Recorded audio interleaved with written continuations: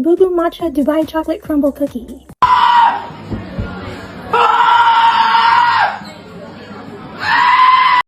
I have the one and only 24 karat gold Labubu. So, I felt like we all died in 2012 and we're in hell right now. Because if you asked me if I wanted a Labubu Matcha Dubai Chocolate Crumble Cookie 6 months ago, I would dead ass look at you like you're a bit loony. But anyways, today we're going to be talking about this generation's favorite coping mechanism for loneliness, identity formation, and anxiety from today's age of economic instability, and that is consumerism. Now, people have been talking about it all over social media lately, and it pretty much became like a meme or trend or something like at this point, right? Now, consumerism is the belief that personal happiness, social status, and success are best achieved through the acquisition of goods and services, right? Especially in ever-increasing amounts or whatever you see on the screen here. And we humans contribute to consumerism every day. Like when you buy something that makes you happy but you don't really need it, that's part of consumerism, right? But the problem is that you keep buying things or the most recent trending thing on social media in order to satisfy yourself. The reason folks are feeling consumerism today is due to all the ads that they see. Now, back then, we were mainly seeing ads on TV, newspapers, billboards and such, right? And nowadays, ads are pretty much everywhere, right? Thanks to social media. Now, every social media app forces ads down your throat every time you open the app, and you can't stop it unless you pay them like YouTube, Netflix, or Twitter, right? To stop those ads. And they don't even completely like stop the ads. They don't completely remove the ads. They just lower the amount of ads you see unless you decide to pay more money. And because we're getting ads spammed in our faces every day, we're bound to buy something at that point. Something like a Labubu, for example, right? Yo, I'm here with my boy Rob. He just financed this Labubu.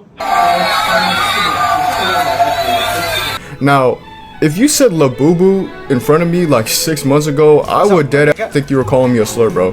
And they have that god-awful song too, bro. Like, I'm actually convinced that the CIA used this song to torture and interrogate people nowadays. But anyways, I have no idea where these things come from. They just sort of appeared out of nowhere, you know, and everyone, including my friends, are buying and flexing them as of now to the point where they're starting to sell out at like shops and stuff, and they're also being resold at much higher price, like they're J's or something. But sooner or later, they're gonna end up at the top of a landfill along with like fidget spinners and Funko Pops. But speaking of Labubus though, does anyone know what happened to mine and why it looks like this? Like, can y'all help me out? Like, did I get like a fake one or something? Like, why does it look like this? All my friends are saying that I should probably get it checked out or something. But anyways, yeah, Labubus, bro. And then you got Stanley cups, bro.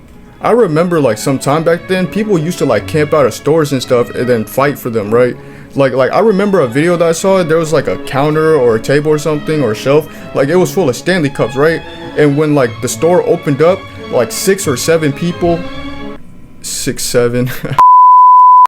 or 7 people would like run to that shelf and like box everyone out or something. They started like grabbing all those Stanley cups like it was loot in GTA Online or something, like they're doing a heist.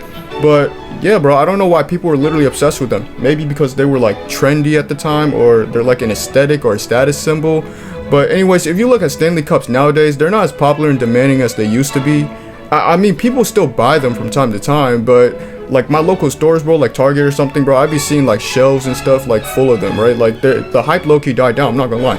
And besides, I'm team Hydro Flask anyway, so you know, I've been having this baby since sophomore year of high school. And oh god, why did I do that, bro? And then you also got like matcha as well, right? Now matcha has been a thing for a while now, especially in like Japan. Like the folks there, they've been drinking matcha for like hundreds of years, bro, like for centuries, right? Like I remember when my mom used to drink matcha as well when I was a kid, right? And she would offer me some and I would always decline because it tasted like shit, bro. But nowadays, yeah, it might be better in coffee, I'm not gonna lie. Anyways, back on topic, bro. Like, because matcha started like trending and taking over social media lately, we're starting to like drain the world's supply of matcha right now, because everyone's like buying it and stuff, and then producers or people like companies like shops and stuff, they be buying like a bunch as well, and then we're just like making more scarce, and then it's probably gonna end up being more expensive, and then yeah, bro, that's the effect of consumerism right there. It's gonna make your pockets go broke, mainly because none of us can afford a house right now, so we're just using consumerism as, like I said, a coping mechanism to, like, you know, make us happy, I guess. I am full on going on a yapathon right now, holy. Yeah, and then you also have Dubai chocolate, right? Which I don't even understand what the hype is all about. Apparently it's like premium chocolate since it comes from like Dubai or something. But that shit doesn't look appealing at all. Like, I don't know why some content creators would like make ASMR videos where they're like splitting the chocolate in half with all that pistachio and stuff. It just, I don't know how that gets people, bro. It doesn't look appealing at all. Like, it low-key looks disgusting, right? But yeah, it's basically doing pumpkin spice or something, but I haven't even tried it yet, right? So who am I to judge, you know? So maybe I'll give it a try, then I'll judge it further in the future. Or I'm not even gonna buy it at all because I'm trying to be smart with my money, you know? And then you also got like this new archetype going around social media, right? It's called the performative male, which is basically a guy trying to imitate, or is that even the right term? Emulate? That's the right term, yeah. Emulate anything to try to impress women. Like, it includes drinking matcha, having Labubus as charms, reading a book about feminism, and listening to Lana Del Rey or Clairo, is that how you pronounce her name? I don't even know, but you guys know. And then they also tend to look like a little something like this. Wrong picture, bro. Like this.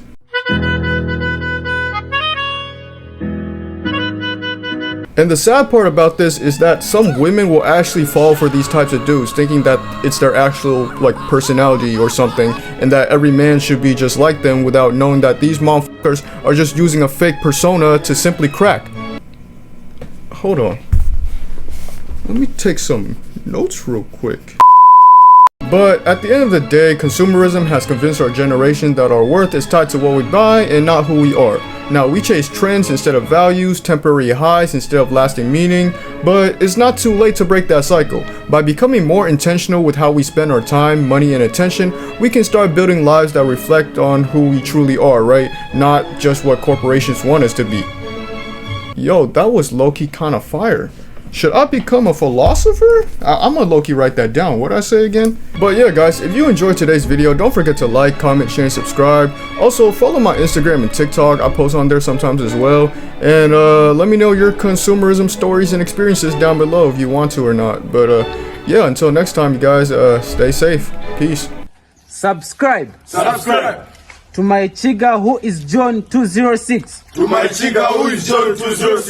See you in the next video.